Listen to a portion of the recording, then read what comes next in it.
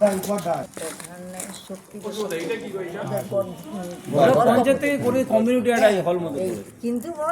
আমরা এসে দেখি, আমরা এসে আপনাদের বাড়ি কোনটা? আমাদের বাড়ি এই পরিবারের না না না, আমরা কর্মচারী হিসাবে আজকে 50 ওরা তো কর্মচারী হিসাবে আছে। এটাও তো সব পুরনো বিল্ডিং, এই একটা পুরনো বিল্ডিং।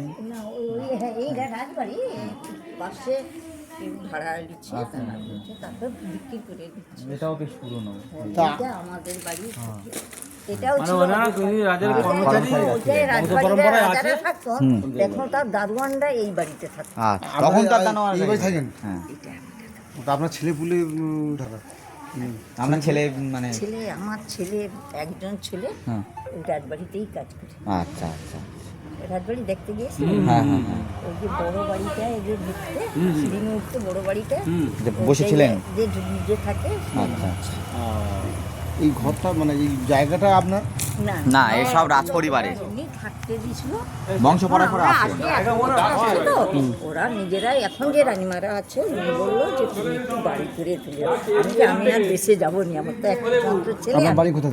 বাড়ি বেশি দূরে না, এই মানে যেতে যেতে চৈতন্যপুর যেতে যেতে এই বাবুরহাট তুমি জায়গা কিনে দারোয়ানটা থাকতো বুঝলি? রাজা রানীর উত্তরসূরিরা কোথায় আছে? কলকাতা?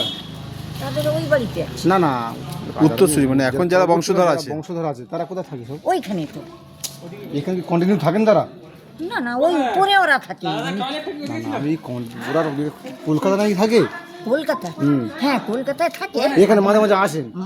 এই তো কালকে রাজারা কালকেই ঢুকছে। এই তো আমি সকালে গেছিলাম, ওর আগের দিকে একটা বিরাট মন্দির আছে, এটা একটু দেখাশোনা করছি। বিল্ডিং এর সামনের দিকটা দেখলাম আমাদের ঢুকতে দিয়েছে, পেছনের দিকে কি হয়? রাজারা থাকে ওখানে?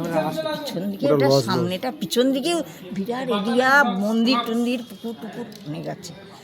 আর ওরা থাকেন বলে ওই জন্য উঠতে দেয় না ওদিকে। হ্যাঁ ওরা থাকে। লজ গো, ওটা বলছি, আমি জিজ্ঞেস করেছি লজ। নিচে থাকে আর উপরে থাকে, নিচটা ওই দেখাশোনা হয়, গেস্ট রুম টুম এই ওরা এসে থাকে।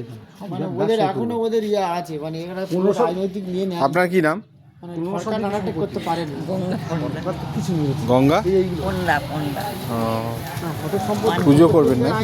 পুজো করে বেড়াই। এটা কি এই বিল্ডিংটা যেটা তৈরি হচ্ছে, ওই যে ওটা, হ্যাঁ ওটা কি হচ্ছে ওটা?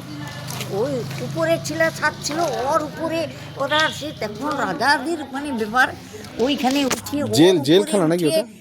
গেঁওখালি নদী দেখতো। জেলখানা নাকি? হ্যাঁ এইখানে। ঠিক আছে, ভালো থাকবেন। আর এইখানে ওরা সেই ওই জঙ্গলে একটা পুকুর আছে, হ্যাঁ, সেই পুকুরের সাথে শোধ আছে। ওরা অনেক এর বলেনি 14 পুরুষের 14 পুরুষ, ওরা অনেক অত্যাচারী ছিল। এই গেটে কাউকে ঢুকতে দিত নি। এইটাতে কি আছে এখানে থাকার? কে থাকে এখানে? এখন থাকেনি, এখন এটাকে ভাড়ায় দিয়ে দিচ্ছে। রাজা খুব অত্যাচারী ছিল? বিয়ে টিয়ে হয়। রাজা খুব অত্যাচারী ছিল? হ্যাঁ ওরা ভাড়ায় দিয়ে দিচ্ছে। আর এটাকে রুফু করা হচ্ছে, কি হবে জানিনি বাবা, এখন সরকারকে দিবে কি, তারা কি করবে তা জানি। ঠিক আছে, কিন্তু রিফু করা হচ্ছে এটা। ঠিক আছে।